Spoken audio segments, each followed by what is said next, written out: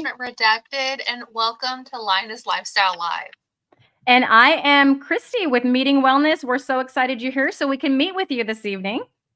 And I'm Hayley from MeatisWhereItsAt. Get those questions ready and put that QQQ in front so that we know to ask those questions for Anna. Okay, you know what? That's my turn. I saw a comment geared toward me, and I was like reading it, and then I realized my turn, everybody. So it's time for the roar of the week. So each week I hunt through the comments that you wonderful viewers leave after the show is over, and then we sort of pick one to shout out. And so I picked this one, and I thought it was pretty cool after our meeting with Anita, because she was actually, this is Karen, and she was a former guest of the show. So she said, at Our Sufficient Life, catching Anita and you great girls on the replay. What a lovely woman. I just love her message and her channel. Such an inspirational personality in this carnivore community on YouTube. Keep up with the fantastic guests. I don't always leave a comment, but try to catch all the replays I am able to. Karen, and then some meat emojis, which always brings a smile to my face. Thanks, Karen. That is so sweet. Yeah. She was awesome on the show. Make sure you watch that replay if you haven't seen it. Good one. All right. Well, why wait any longer? Why don't we bring our very special guest on out? What do you say? Let's do it. Let's do it.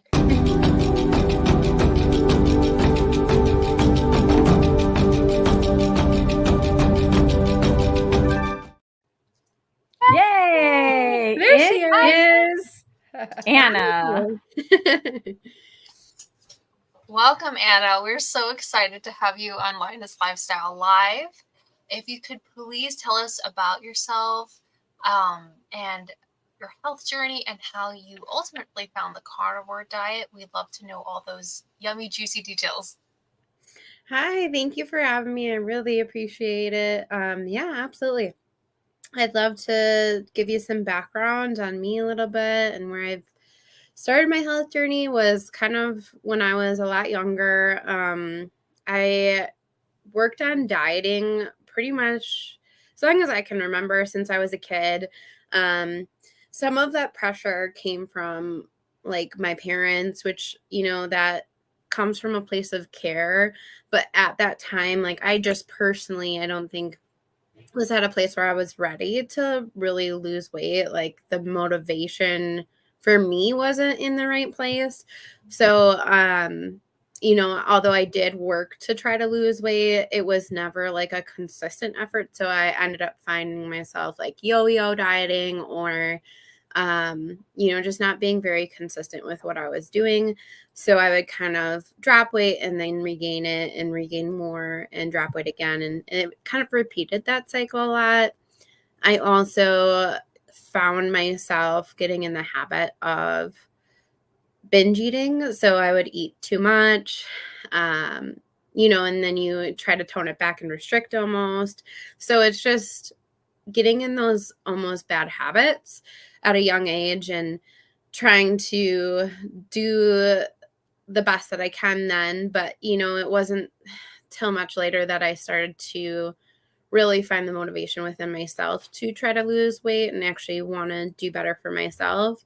One of the things that I tried that I did have some success with, but I found a little bit of issue with is Weight Watchers. And I got into some disordered eating with that in particular because I ate too few calories. And I didn't find that out until I like signed up for a gym membership and I sat down with a coach who was sitting down and talking about my nutrition. And we just really looked at what I was eating. And she's like, I really don't think you're eating enough. And, you know, really thinking about it and whatnot, you know, I was always hungry at the time and, you know, frustrated, you know, you're not in a good mood at all when you're hungry. So it was just not a good mindset thinking back about it.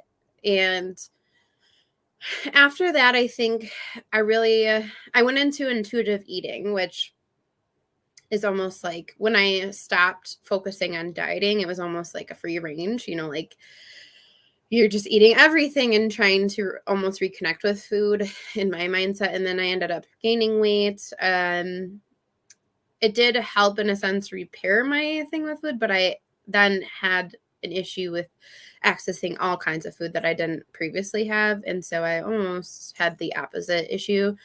And then so I just tried to focus on what I thought was eating good foods like salads, but also having like a balance of other things that I thought weren't too bad. So it's just at that point I was working out and I was losing weight, but I kind of stalled, and that kind of brings us to the present right before I started Carnivore. At that point I had lost quite a bit, but I was still stuck. And I saw JT losing a bunch of weight. And I do appreciate JT because at this point, he was kind of pressuring, but not like overly so much.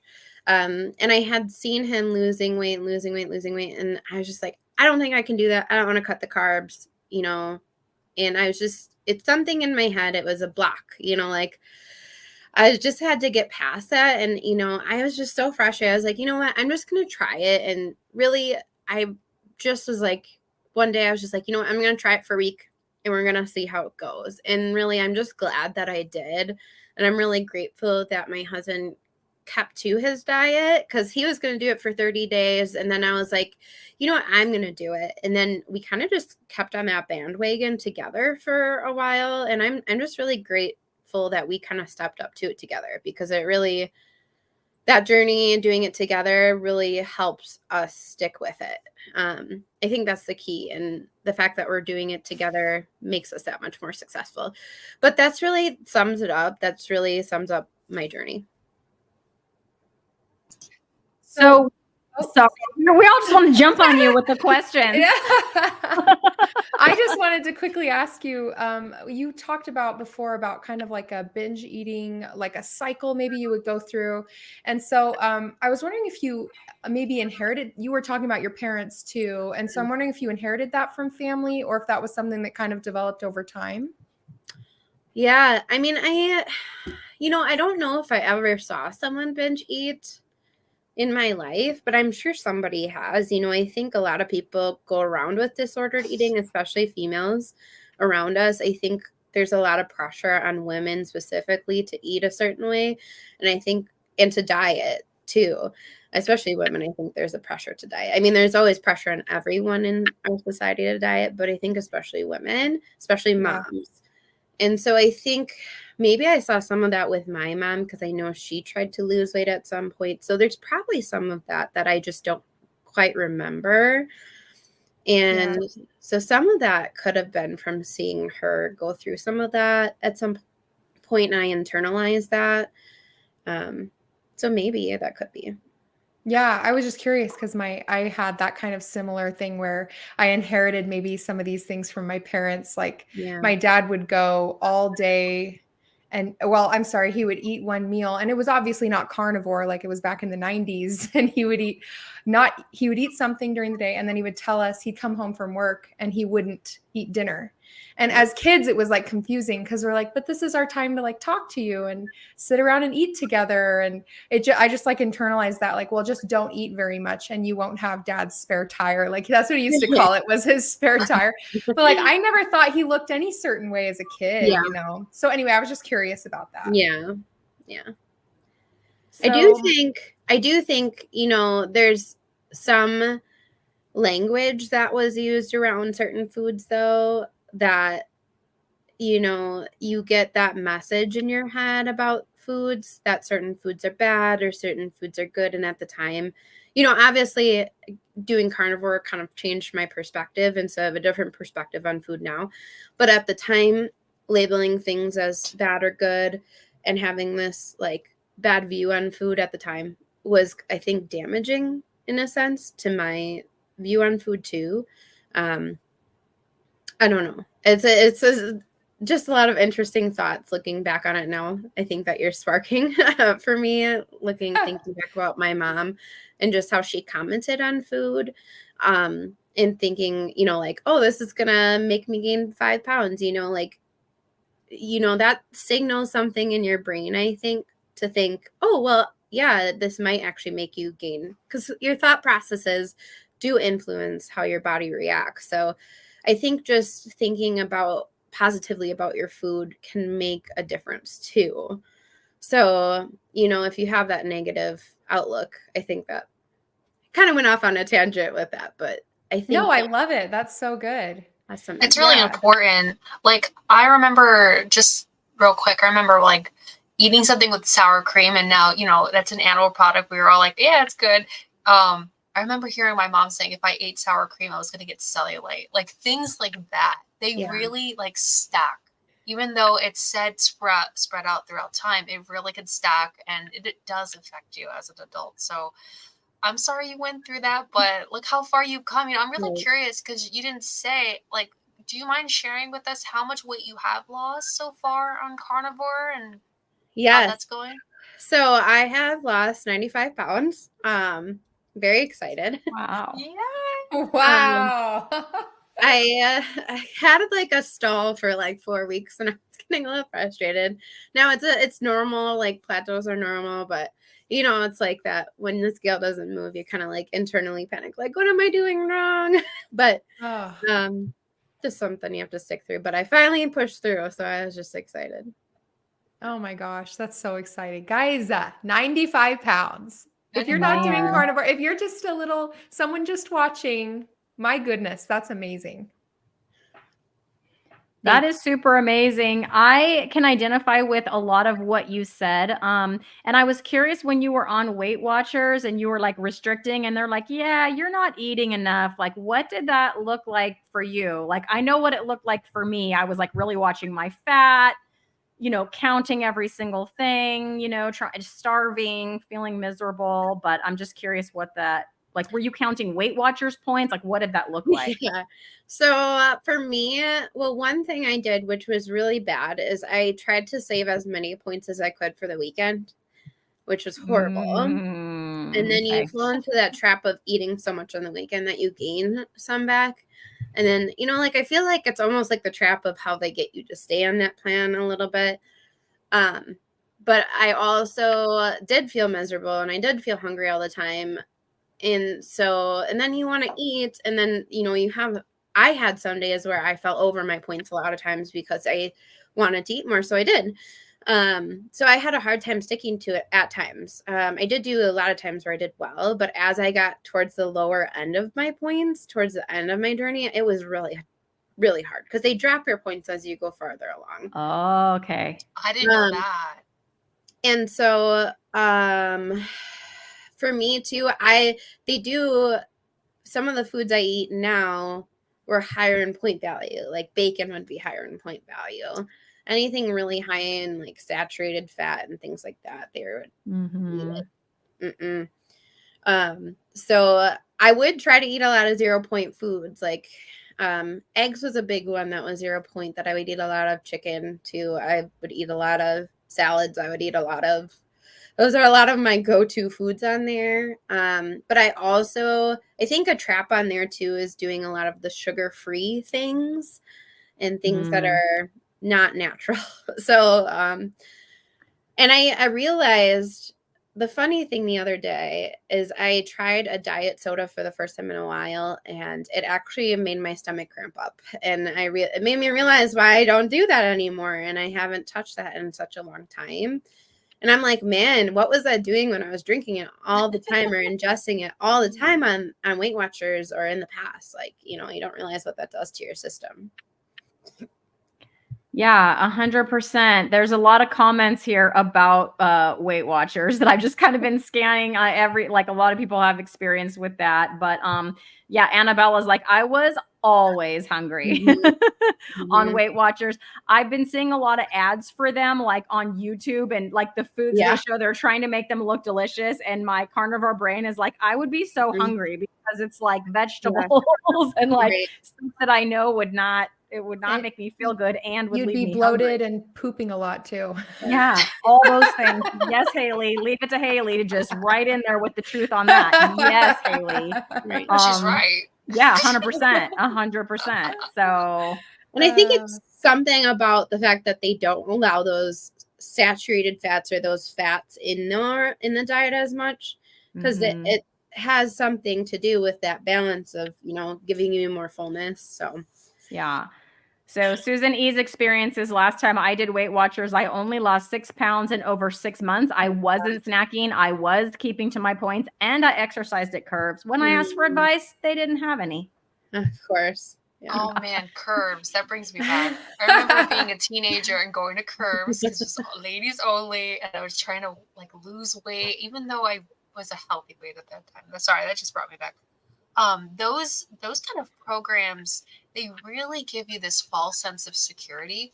I remember for me, one of the programs I did was Nutrisystem, which is horrible. Have you ever heard of Nutrisystem before? It's basically like, it's awful. Basically like microwavable cardboard. That's what I remember it as. Like, I remember the feeling of eating it, and I would feel full, but there was like my soul was gone, basically. But now eating carnivore, it's like every meal I feel satiated and I feel good. And I know you are also. We've, you know, Anna, we've talked before, and I love to promote the carnivore family. Could you tell us about your family dynamic and how you're feeding your child and your husband, and like how are meal times different as a family, carnivore versus like standard American?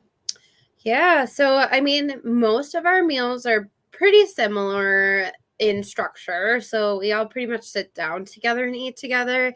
And in a sense, it's sped up a little bit because we don't spend a ton of time preparing meals as much as we used to, because there's not a big recipe involved, not as much cleanup involved. And it's a lot simpler. William has a tendency to just eat what we eat. So he has kind of just made the switch pretty much to carnivore, although I would say he's more in the keto realm because he does eat more things that are non-carnivore.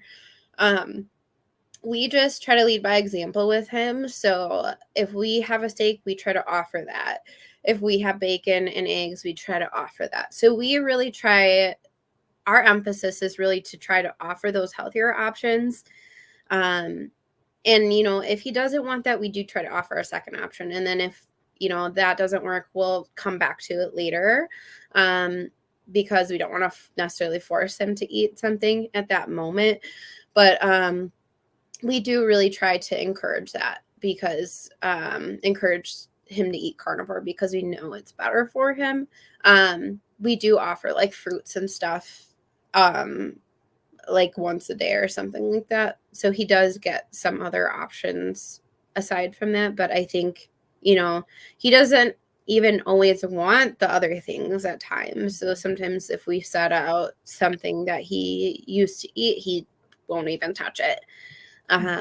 Or he's even given it to the dog before. So like I know Rick used to give his food to the ducks. He's kind of pulled a Rick on us a little bit. So it is funny. So then we just know, well, maybe that's not food he'll eat anymore. So it's he's kind of made us proud and impressed and shocked in a way, because there's some foods that he just won't touch anymore. So a little bit tied turns. Yeah. So your son is young. My sons are quite a bit older. It was funny because JT actually texted me the other day asking if I fed my kids carnivore. And I'm like, I'm trying, man. But when I think back of the progress, because especially my younger one, he's eating so many things now because I just kept making it. I just kept offering it. Hey, you want to try this? Like, no pressure. So I mean, he likes he liked a whole bunch of chuck roasts the other day. He's like never had chuck roast. He downed like a whole I gave him a couple bites and he's like, yep, more. And then so I kept scooping into his bowl. He's like, more. I'm like, all right. He ate a bunch of that. He ate meatball. I made meatballs last night. He ate like 4 or 5 of those. So things that I never thought he would eat, he's like eating and liking, and even sometimes requesting. Like I made a meatloaf and he's like, when are you going to make meatloaf again? You know? And I was like, who are you? Right. So it's slow going when they're 15 and 18 like mine, but it is possible. And I've noticed, you know, their tastes are starting to flip, you know, change. It's just taking some time to get them acclimated. I wanted to ask you a question really quick about your relationship with food that you spoke about a little bit ago, saying that you went through a phase that you were trying to heal that relationship. And so I'm wondering, I'm very curious about what your current relationship is with food in general, and what advice you would give to someone who maybe thinks, because, you know, I'm kind of stuck in this mindset where it's like, okay, I have trauma related to food because whoever in my life, you know, taught me or said things like Ellie said about food that stick with me. And so I'm worried, like, well, what about my kids when they're older? How will I teach them so that they don't have this same issue that I have with carnivore? You know what I mean? Like scaring them away from even starvation foods, even if they can't afford. Does that make sense? I feel like I'm kind of like trying to expand upon it, but I'm just wondering what your relationship is with food, and what advice you would give to people who are struggling with that. Yeah, you know, I try to not limit myself on the foods that fit within the carnivore diet. So at one point I was like even thinking lion diet, but I was like, you know what? I don't want to restrict myself so much, I guess. So I try to allow myself whatever foods that I want in that moment. And pretty much as I feel hungry for. So I don't, you know, in the past, like I would kind of let my mind be like, no, that's too much. But I've kind of really worked on listening to my hunger and satiety cues. I think through, at least, even though I was not eating great food at that time, I really got to learn what my hunger and satiety cues were. Because before that, I kind of, with the binging that I was doing, I kind of lost those cues at that time. And with that journey that I took, I got those back. And so with this, I'm able to really listen to that a little bit more. So if you're going through that and trying to repair that, I would really try to focus on listening to when you're actually hungry and when you're full, because I think starting there is really going to help, as opposed to just eating and eating and eating. And that's probably easier said than done for a lot of people, because sometimes there's emotions attached to when you're eating and things. And I think sometimes too, for me, having an outlet for how you're feeling, like if you're feeling frustrated or sad, having starting to develop those healthy ways of dealing with those emotions. Because I think a good coach that I had listened to along the way during this time said that, you know, we're using food as kind of the replacement for those habits. And if you can build other habits, like going and taking a bath at the end of the day or something along those lines, it can help replace some of those things and actually help you deal with those feelings that you're feeling. And I think sometimes that can help. And that's what's helped me is, you know, taking some time for myself and doing some extra things. Like I picked up sewing, and that was something that I could do when I was feeling a little bit overwhelmed or something like that. So thank you. Yeah, absolutely. I love that, because I love taking baths and I haven't lately. But like I have started doing lion diet. And so I'm halfway through January trying to do it for a month. And like that feeling of like restricting, that's triggering. Like I'm like trying to vlog the whole thing, but it's like I sit there and I'm like, oh my gosh, this is hard, because I feel like I'm trying to fit into a box. I'm trying to fit into something that people labeled so that I don't mess up and people don't come after me in the comments. But like in reality, it's super hard, and you feel like you can't really live your life also, and you're not like enjoying it, because there are some things like heavy cream, you know, that I enjoy if I need some extra fat or whatever. And so, yeah, I love your input on that we should find an outlet elsewhere. Yeah, 100%. So there are a lot of people here, you guys, and some people are coming in to say hello to all of us. So I'm going to pop those up here. So hello, Tiffany. Welcome. Just Jason Keto is doing some editing, but he is listening. So if you can hear me still, Jason, if you're still listening, hello. Mike Shaw is here saying howdy, ladies. So hello to Mike. And we have Susie Underwood. Hi, Susie. Nice to see you. Lady Fritzader herself. Good evening, ladies. Welcome, Anna. Rock on, Cristie. I like that. I got a rock on. Yes. And Ellie and Hayley. Thank you so much. And then to Annabella talking about binge eating. So binge eating is god awful. I never did it with my anorexia. I have heard stories of people with binge eating. It sounds horrible. So it is horrible. It is horrible. 100%. And you can still do that when you're on carnivore. It's still, some people struggle. I do. Yeah. There's Pixel for her contractual cameo. She just walked by. Okay. Thank you so much, John. This is my friend John Carnivore Backwoods, becoming a new member. I appreciate you. So thank you. So Annabella is doing BBB&E. So 2 days ago, and her waist is already slimmer, she thinks. So that's awesome. Bruce popping in saying howdy. So howdy, Hi, Bruce. Nice to see Bruce. you. And then Gail says she's currently just eating ground chuck, but decided to thaw a roast. Now, Annabella posted herself cooking a T-bone steak, and it now I have to go buy a T-bone steak immediately. It looks so good. Now she's going to go buy 2 more. Annabella, if you make 2 more T-bone steak videos, I'm done. It looked really good, you guys. Simpson, I agree. JT's wife is sweet. Thank 100%. 100%. Susan E just had dinner, could only manage 78 grams of fat and protein. I had way more yesterday, so not worried. Fasting tomorrow. And Mike Shaw says he's been trying to eat more, but he's still not tracking. Yeah, I'm tracking. I don't know if it's going well. I'm committed for 6 weeks, you guys. Well, that's a story for another time. Mike says, growing up, I didn't like steak. Turned out what I was served was overcooked and dry. So my mom would affect it. Yeah, it would. My mom would make steak and she would put the leftovers in my lunch. Those were my favorite days. So that was a preview of coming attractions. When she would put leftover steak bites in my lunch, I was like, yes. That was super infrequent. That never happened. So super exciting.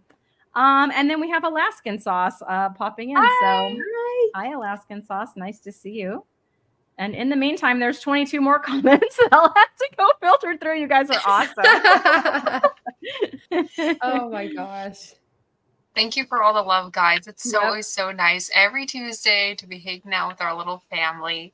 Anna, so I remember you telling me this story when we talked last time, but I think it boggles my mind. So when you were married to JT, you had 2 broken feet. Yes. Could you tell us a little bit about Yes, absolutely. I need this. I need this story. And your health beforehand and how you feel now.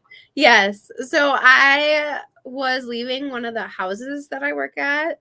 And I fell downstairs. Luckily, my supervisor who I was working with at the time was there. And we were walking to our cars, and I don't know how, but I fell and I twisted my ankles and feet in a way that I ended up breaking both my feet. And it happened to be 3 or 4 weeks before our wedding. So that was not great. But I ended up being in a cast on one and a boot in the other. So that took a while, but ended up healing just fine. I had to get surgery on one of them actually and get a plate put in because I had shattered a bone in my toe. So yeah, that was not fun. I wish I had found carnivore long before, because at that point I was pretty heavy. So, the recovery is not easy. And actually, you just think about that stuff now. I'm like, man, that would have been so much easier on where I'm at now. It really is. I was just Did you going have to say, oh, go ahead, Ellie. Real quick, I was just going to say that I dislocated my knee a couple of days into carnivore, and I had done this before. This is a previous injury, and I am not kidding that it was the easiest dislocated knee. I mean, it was still hard in most regards, but I could see the difference. And I was at a healthier weight back then.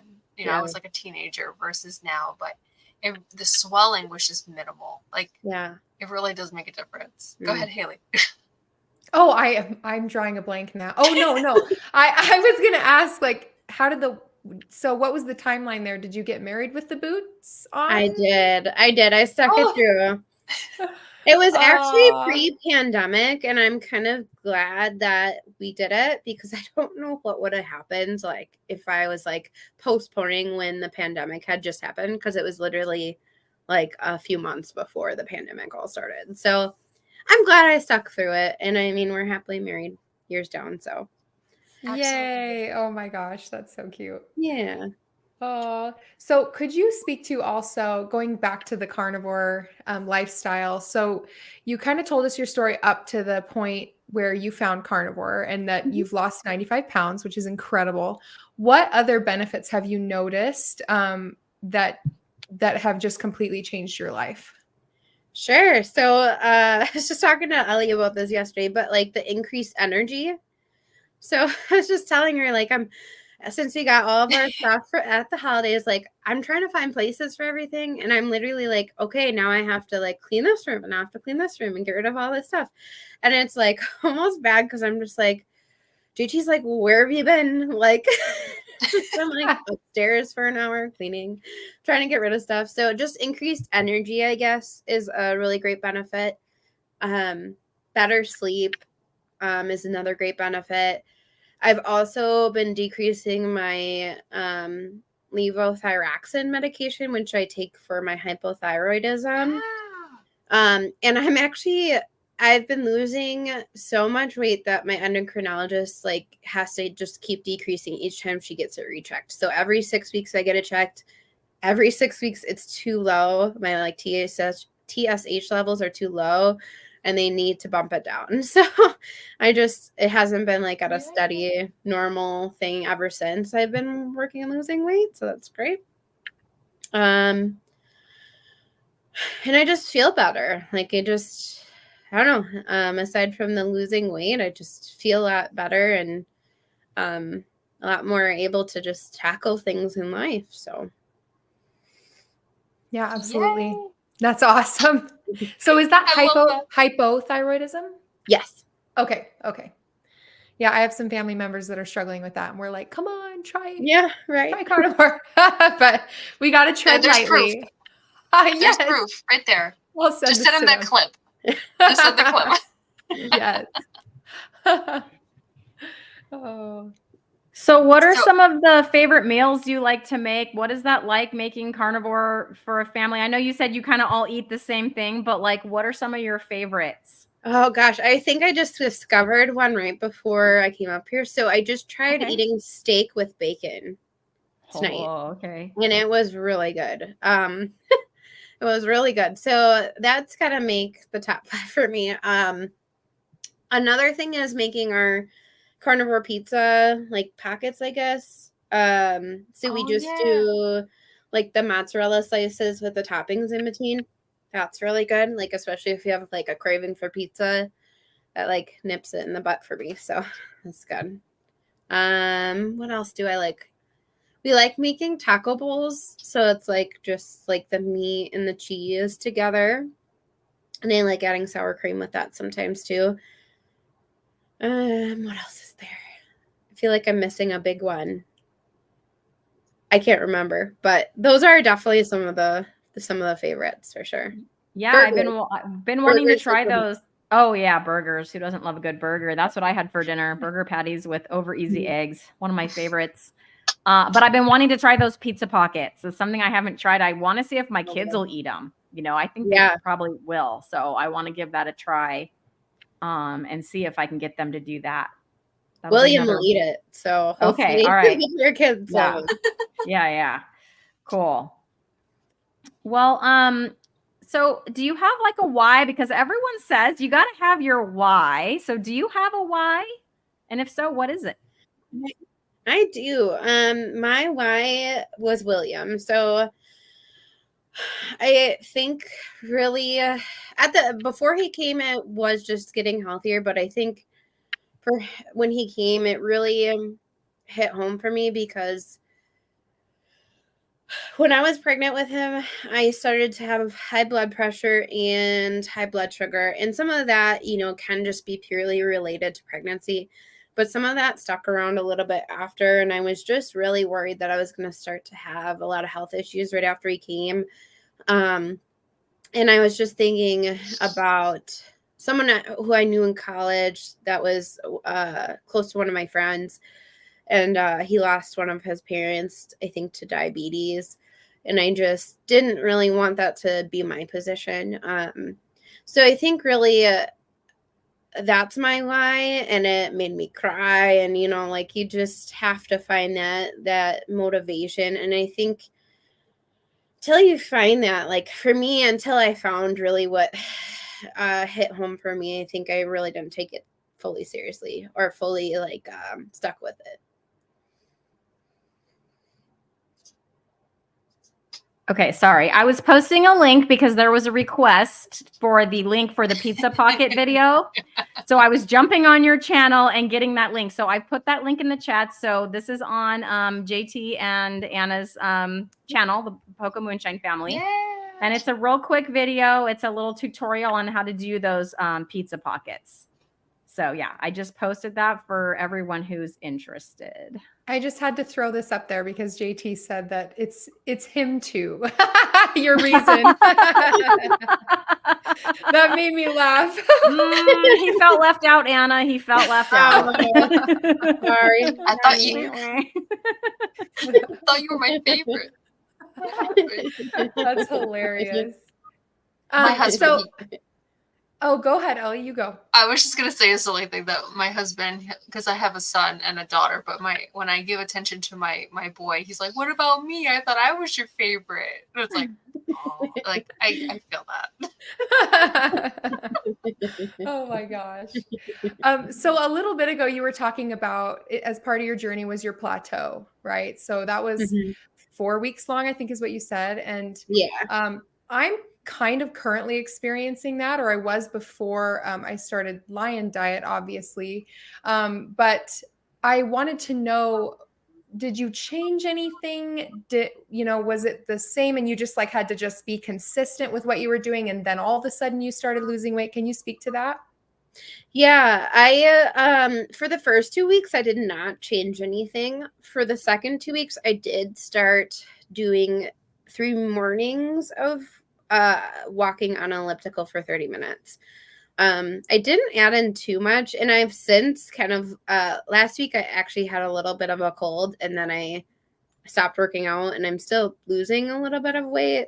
So I don't know if I'll have to maintain that. I still want to, but that's what kind of broke my plateau, I think, is adding in a little bit of exercise. But otherwise, I didn't really change much. Okay. That's really interesting. That's the first time I've heard that somebody on Carnivore added exercise and it wasn't like, well, I cut out dairy or whatever the big culprits are. I think it's mostly dairy. Cheese, which is dairy. Cheese. Cheese and heavy cream. Or coffee. I know some people struggle with coffee maybe. But yeah, okay, that's really interesting. I might need to start. Christie's trying to get me to sprint, you guys. Sprint, Hayley, sprint. I sprinted this morning. I've been going out and counting that as my cold therapy, you guys. I don't know if it counts, but I'm counting it. If it's like 35 degrees, there she is again.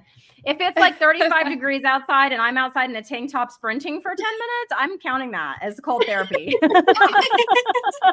Cold showers, cold plunges, not happening. I love it. Oh my gosh. Oh man. What kind of exercises are you doing? For Anna? Yeah, everyone. Like, what is everyone doing? Yeah. Okay. Because I don't know how to exercise. Like, what is that? What is exercise? Anna said elliptical, right? That's the one where you have the separate feet. I don't know. Okay. I don't do too much like weightlifting yet, but I want to introduce that because I know it's super important for like muscle mass and stuff, not to lose that, especially as you're losing weight.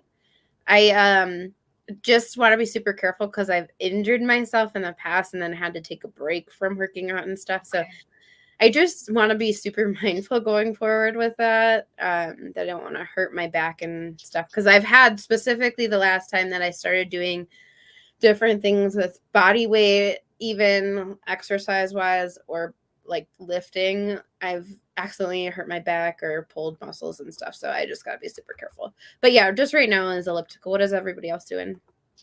I do deadlifts, or like with, I think it's not very heavy, but like I want my butt to grow. So I'm doing That'll deadlifts. do it, girl. That will do it. It's like -5 where I live right now. So I'm like, I do like sprinting or high, like Dr. O'Mara talks about high resistance. So I do a really high resistance on a bike, and just go really hard for like 10 seconds. And then you take a break and you go really hard. Yeah. And that's tough. That's tough stuff. But, yeah, that totally counts as sprinting. So Anna, you'll be happy to know that I interviewed Coach Bronson, and like the main thing he talked about, which is like the stuff you said, of course, like, yes, the weightlifting is important, especially for us women, adding on muscle while we can, keeping as much muscle as we can. But one important component to that is rest. I was like, okay, I can rest. So he talked about like 2 lower body days, 2 upper body days, and like 3 rest days. So I've been doing that, and we'll see how it goes. I'm in week 2 right now, and I'm committed to like 6 weeks of that, and also trying to get like my protein in. But I'll do like leg day, like today was leg day, you know, upper body day, rest day, and then again, and then 2 rest days, because I want to keep it consistent. So like leg days every Saturday, right? And today is Tuesday, so Saturdays and Tuesdays are leg day. Right. And then, yeah. And then anyways, and then I'm resting 3 days a week. And it's like, it's changed my mindset, because normally when I go into workout mode, it was like, if I took a rest day, it was like my internal talk was like, you're being lazy. You should be working out today. Like, this isn't good. You need to do it. Like, that would be my internal self-talk. But now it's like, it's not lazy. Like, if you don't take these rest days, your muscles aren't going to grow. They're not going to do what you're intending for them to do. You actually need those. So yeah, it's made it a more positive experience all around. And it's also, you know, a lot, it's doable, I feel, right? I'm not going to get burned out like I have in the past. I love that, because I feel like even me picturing myself in the past, I had so much shame in my mind about not working out on certain days and not giving my body rest. And I think that's part of the reason I did injure myself at times, because I pushed myself too much. And so I think that's really important, is to make sure that you rest, because it is equally as important for your body. yeah, absolutely. I agree. Ellie, what do you do? That's hilarious. I do nothing. Oh, good. You're taking the rest to the next level. All the rest days, all at once. Sometimes I'll take my kids on a walk. Good. That's good. I'm so bad about it. I feel like I literally go into hibernation mode in the winter time, though. Like, I have way less motivation when it's cold outside. And I feel like humans literally did like hibernate a little bit. But that's just me maybe making excuses. I don't know. I'm just a lazy person. That's it. No, you're not, Ellie. No. Ellie, no, you're not. Nia's saying that she's been doing cartwheels. Nia, I can't with that. I mean, that's awesome. I just can't anymore. I used to do cartwheels when I was, 10. But anyway, that's awesome, Nia. That's excellent. And the Jungle Gym mini pull-ups for exercise lately. That is fantastic, Nia. When I do a pull-up, or I'm sorry, when I do a cartwheel, I like almost always pull like whatever muscle is back here. And because my kids will be like, Mom, do one, show me how to do it. And I'm like, okay. And then I'm like, they're like, that was so good. And then I just like walk away and just like pain, but I don't show them that I'm in pain, but it hurts. I should try again. This was fun. Kids, keep going. No, that's good. Be positive. You don't want to put a stigma about exercising. That's good. So Mike said he shoveled snow. Mike, that is functional fitness. I'm counting that. That's good. And Ellie, you sure are chasing those kids. There you go. Why didn't I think of that? That's true. Yeah. So Nia, thank you for bringing this up because I forgot. So she says, don't forget to stretch. It feels so good. And I consider it active on a rest day. Yes, Nia. So because I have those two on Thursday and Friday, those are like 2 rest days in a row. So like on the Friday, I am doing some, some stretching and some flexibility. This last Friday, I just kind of did my own thing, but I do have some like options, like YouTube videos that I can kind of follow along with. I have to go find those again because I love that. You're right. And it's really good for flexibility. And then it just feels really good. It's actually kind of like relaxing, but like invigorating. I don't know. It's really good. So thanks, Nia. We have a good question here. This is really personal, but I haven't gone number 2. Okay, in about 5 days. I usually go every 2 to 3 days since going carnivore, BBBE since January 1st. No coffee or sweeteners, still eating fat. Any suggestions? So do you want to answer this, Anna? Or anyone really? I just have a question for Susan before we answer, because I'm curious if you stopped the coffee or sweeteners on the 1st of January when you started the BBBE, because I know that both coffee and sweeteners will like make you go number 2. So maybe if you quit those, your body's like, what the heck? And it's not sure what you're doing right now. So I would just, I'm not sure if you meant that you quit those on the 1st or if you just are still not doing those, but that could be contributing. She said yes, I think. Saying okay. Yes, she did. So my experience has been like when I started Lion Diet on January 1st, I didn't do coffee for 7 days. And I don't think I pooped for 7 days, because my body was trying to re-regulate. So I think it does matter how much fat you're intaking as well. And then someone also put in the comments magnesium citrate that you could try. And so that's definitely a personal thing. If it's painful when you go to the restroom or you have stomach aches, then you probably need to up your fat or try magnesium citrate. But I don't know. That's my opinion. And I would also make sure you hydrate enough too. Like I feel like you probably need a little bit more hydration as well. Because I feel like sometimes when you're backed up and stuff, I feel like that doesn't hurt as increasing your water content. Yeah. So for me, I've had a lot of issues. I talk about it we're not afraid to talk about poop on my channel, but my constipation issues, I would only go once a month. And that was like eating all the fiber in the world. And then on carnivore, sometimes I go every 2 to 3 days, but then I'm noticing now lately, it's been more like 5 days. And I think as long as it's easy to come out, then you're probably good to go. I really don't have. Do you guys have any gas? I have like 0 gas. Not really. Hardly any. Oh, that's good. So yeah, and maybe I would just maybe take a journal, like write down when you go, how you're feeling, what you're eating, and then that way you can have a good log and figure out, if there's something you need to like eat more or less of. I'm just any advice that people are putting up. I'm just like sort of this. popping it up there too. Yeah, I was reading it. I feel like this is how that was my experience. Definitely. And I know Susan said that she was in the comments, she said she was eating fat. And so, but when I first started, I needed a lot of fat. I don't know how long you've been doing carnivore, Susan, but like maybe before January, but it's more fat than you would maybe think that you need. Surprisingly, that's why you see people like munching on butter or, whatever, because it really is a high fat diet.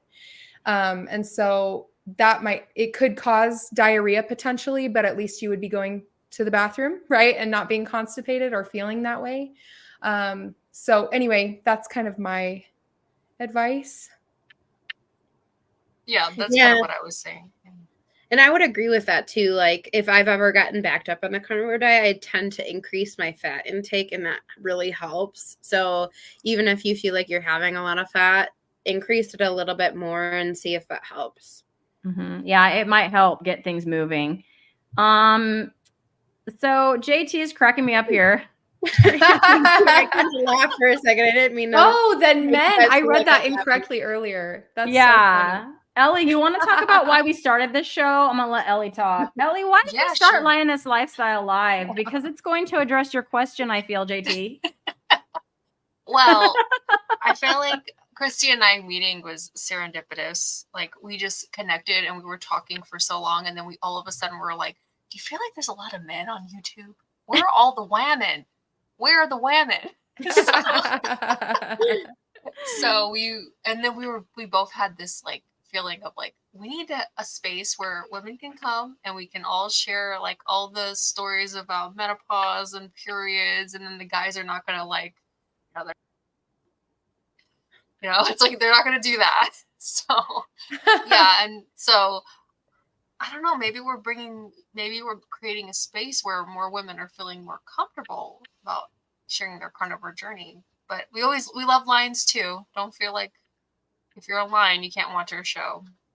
Yeah, please stay, lions. We love you guys. We have our regular lion viewers, and we love them just as much. But Ellie is right on. So I feel like that's sort of changed. I don't know if it's us, but that made that change. But yeah, when I first got involved in this, in June, I guess, when I went carnivore, and then I started watching finding all the carnivore people, the carnivore channels like Poco Moonshine, Homestead How, all the ones that I found first. It was like you'd see these carnivore, chats with 4 or 5 people on the screen, and it might be all men, or if there was a woman, it was like one woman or whatever. And so I just saw that over and over, and I don't know if that was just luck of what I was clicking on or if that was the reality of it, but that was certainly my perception. And I thought we have to make a place where like we women like meat too, man. We don't want to eat salads. No more salads. Yes, no more salads. We want a place we could talk about it. So, well, and statistically, to answer that question there, I think statistically women are more in tune with their health. Like men will go, it's kind of a joke, right? That like our dads would go forever without going to the doctor, and the mom would be like, hey, like I made an appointment for you. So I think in general, we're more in tune with our bodies too, because of our menstrual cycle and pregnancy and all of those things. And women outlive men in general, statistically. So I think that has to do with it. And then why are there more carnivore women? I think that's part of it. And then the other thing that Ellie and Cristie were talking about, I think we do need more women in the carnivore space speaking out, but maybe there's like some kind of social, I know I didn't start my channel for a while because I was like, I am not qualified for this. Nobody's going to listen to me. Like I have nothing to my name. I'm not a doctor. And I think women in society in general feel a little bit like, as a woman, no one's going to listen to you also. And so at least that's kind of how I process that question and think about it that way. But what do you think, Anna? Yeah, I was going to say, I think you guys hit on a lot of great points, because to Cristie's point, like every time that I would kind of look at a channel, I would see a lot of guys, if not all guys, and then maybe one girl. And, even going on our own streams on the Poco Moonshine family, like we did the Friday night hangouts at one point, and it was mostly guys. Nothing wrong with that. Like I loved hanging out with every one of them. But it did just come across that. And so, but I do agree with your points, Hayley and Ellie, that it's just, I think that women are a little bit proactive with going to the doctor and doing these things. And so I think that's why you maybe see a little bit more of that on our end. Not to say that guys aren't doing that, but I just think that's maybe why you're seeing a little bit more of that. That was a great answer. Good job, ladies. I had to laugh at this. I'm sorry. I didn't say it. I just put it on the screen. That was funny. Oh my Isn't there more women in the world than men also? Maybe that's why. Yeah. I think it's close to 50-50. I think there's a few more, like a couple percentage points, but I don't think it's a whole lot. It counts. Yeah. Just kidding. I'm being silly. Oh my gosh. Okay. And then Anna, on that point, I wanted to ask, who do you look up to the most in the carnivore space? Who would you recommend that? I'd not necessarily recommend, I guess you could, but you personally, who do you look up to and why? Yeah, I mean, I would say I probably look up to JT a lot. And I mean, I don't mean just because he's my husband. I just mean I've learned so much from him in that regards, because anytime that I would kind of have a question, I would kind of go to him. If I had to choose someone else outside of him, I would probably go with Carrie, just because that's where he learned it from. And then I kind of, if I wanted to delve deeper into something, I would kind of go to his channel and look at that. And he's just, I mean, Carrie's kind of also been a great friend to us right now and everything like that. And so I just appreciate him kind of sharing the knowledge with us and, you know, putting himself out there. And then JT giving him a try and sharing that knowledge with me. Both of them have been really great mentors in a sense. And they both are sharing the carnivore message and the knowledge and teaching us about that stuff. And so, but really I've learned the most from JT. So I have to give him the credit. He's been the biggest influence. So. Oh, Ellie's dying. So sweet. I love it. Oh, I love that. I'm a crier. I'm sorry. That's a goals relationship, you guys. Oh. Well, are we ready for the meaty wheel? I think we are ready. Look, we were reading each other's mind. We are ready for our meaty question. So here's our Lioness Lifestyle Live meaty wheel. And I hope you're ready for this, Anna, because you just never know what question we might hunt down for you. Okay. Well, here we go.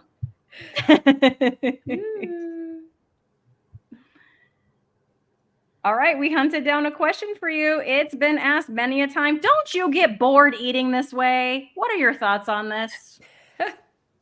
You know what? I never get bored of eating it. If I get bored of eating a particular type of meat, I try a different kind of meat. It's really not gonna get boring to me. I've eaten a couple of things over and over again. Like sometimes I eat burgers and then I'll switch to steaks. So even though like people might try to throw that comment at us, I really feel like it's really not valid, because we still have so much variety within the meat that we are provided that it's really not a valid argument, in my opinion. Okay. I love that. It's not a Slam valid. dunk. Not valid. I love it.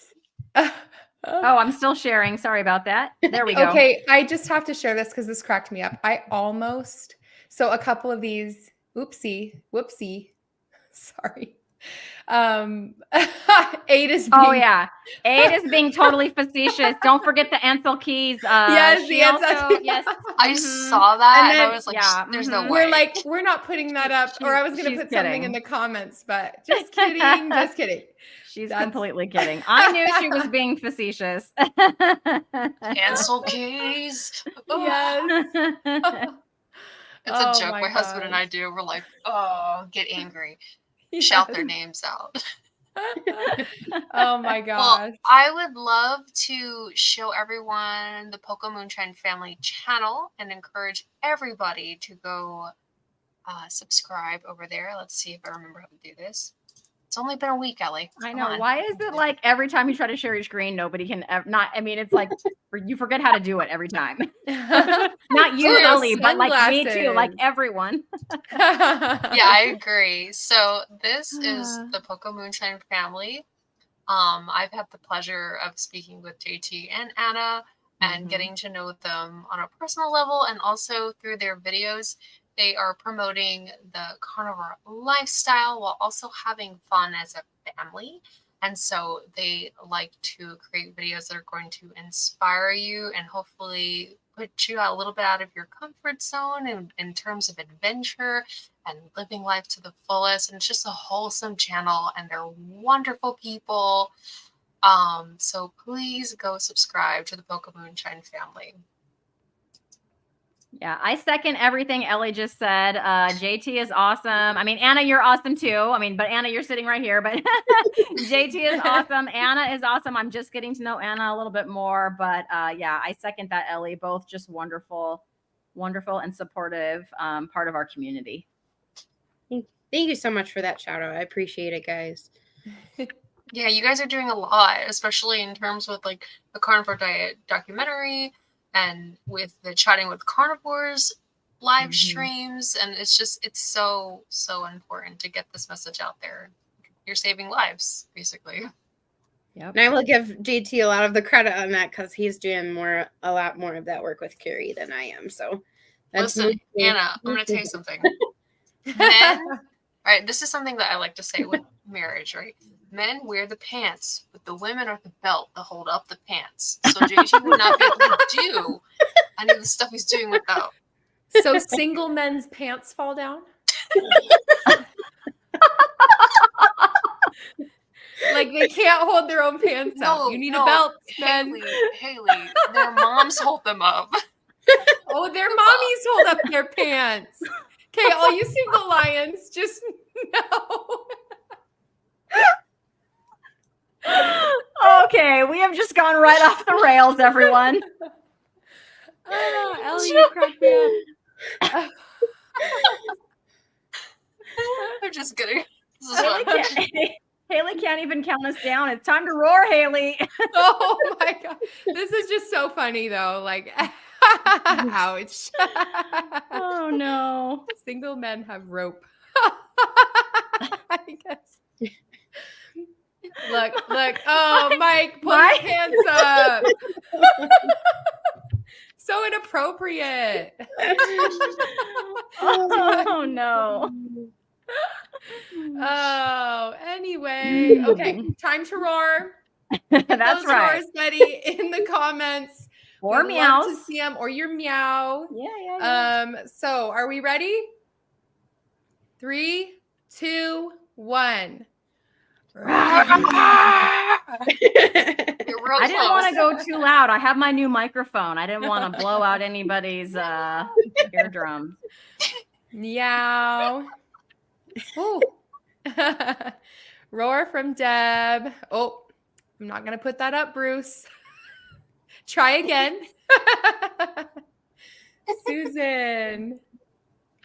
Ooh, Eric's got a good one. That's right. You know what that means. Roar, picanha, roar. There it is. Ellie, picanha. Yeah, Anna did not tell us that her favorite meat was picanha, so then I got sad. No, I'm just kidding. I'm just kidding, Anna. Even JT makes fun of me about being the picanha lady. Mm-hmm. We're a riot. I agree. Susan. Oh my gosh, we got so many good roars. Oh, yay. JT. Roar, suckers. Do tigers roar, JT? I'm not sure if tigers roar, but it's okay because you're with us lions tonight. Oh, girl, That's we good, take girl. gers. We take gers, Brett. It's okay. I love it. Thanks, you guys. Thanks for putting all those in there. We love it when you participate. Well, we got one more here. Roar from Australia. Ooh, Australia roaring out there. Awesome. All right, everybody. Well, this has been fun. Thank you so much for joining us. And yes, we love you all. And we hope to see you here next Tuesday. We will have another awesome guest. Thanks for being here, Anna. We'll see you. Thank you. Thanks, Anna. Bye, everyone.